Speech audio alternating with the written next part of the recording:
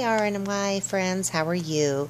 Today is Friday the 8th of November, so I'm officially 11 days post-op for my RNY gastric bypass surgery.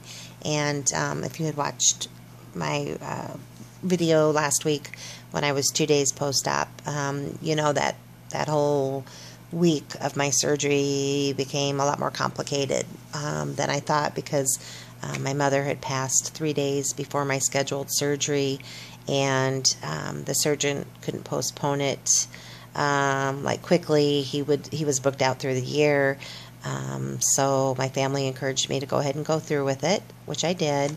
And so the last time I did a video, I was 2 days post-op.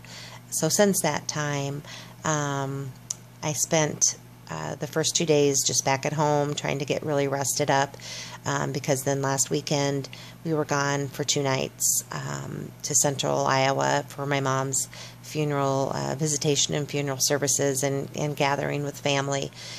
So as far as like the food aspect of what I was dealing with that first week post-op was a lot more intense than I had planned, because all this comfort food had been brought into our home by friends, and then when we traveled to meet our family for the services, the first night we all went to an Italian restaurant in downtown Des Moines that I was the only one out of about 25 in the family who, of course, was not eating. I had my chicken broth and some, actually I had some coffee, and they're all eating the salad with the choice of homemade dressings, and then spaghetti and meatballs and fresh bread and all those wonderful Italian aromas in the restaurant. And that kind of got to me that night, that I couldn't participate and I couldn't have comfort food with my family, and I just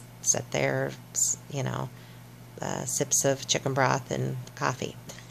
Then we went back to the hotel, and all the kids are in the pool and the adults are sitting around poolside, and one of my local cousins, bless her heart, brought in a tray of freshly baked M&M cookie bars and put it on the table in front of me, and I had some trouble with that in, I guess, you know, the comfort food aspect of it, and just I mean, as far as having these challenges within that first week, I wouldn't have put myself typically in those type of situations right away.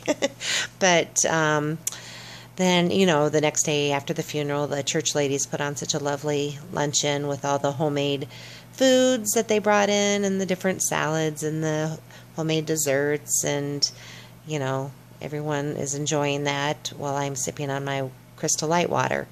And so emotionally, the food part of it got to me more that first week too, with everything else going on, and I couldn't go to that source for any sort of comfort. But I made it through that weekend,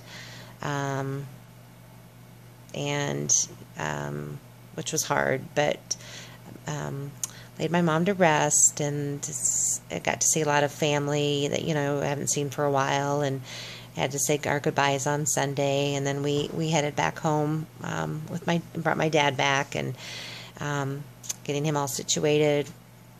Anyway, so then this week I was trying to get back on track with the menu I'm supposed to follow, and the amount of water per day and the protein per day, and I've been trying, but I haven't been getting it all in.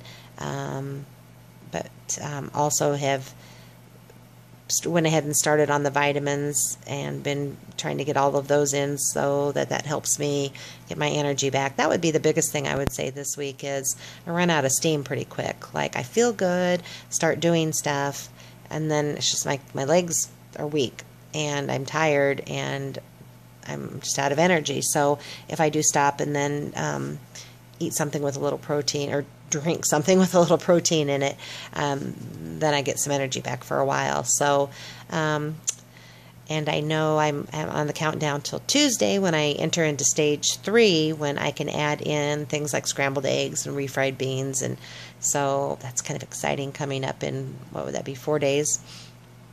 So I'm looking forward to that. So I would just say overall, the first 24 to 36 hours was a little bit more uncomfortable than I anticipated after the surgery as far as pain. Pretty much the first 24, and then I turned the corner and felt better as far as the pain. And then the second thing was being thrown into situations as far as food-wise that I wouldn't have put myself into so fast after surgery. Was difficult because, eventually I'll be able to have something when we get into situations where people are eating and socializing, and wasn't able to at that point. But, oh yes, and then Wednesday evening of this week I went to my monthly bunco group of lady friends that play bunco. We've been together since 1993, and of course there's little snacks at each table, and there's like a bunch of appetizers ahead of time, and then there's usually and there was a wonderful homemade dessert afterwards, and I just had, again, my water and Crystal Light. So, but I know, like, next month when we meet, it'll be our Christmas party, and there'll be a little bit of something I can have. So the worst part is over as far as just being on the liquid diet and being out in social situations. That'll change here real shortly. So anyway, so I'm just giving my update. I meet, let's see, I see the surgeon again next Tuesday for my 2-week post-op. Oh yeah,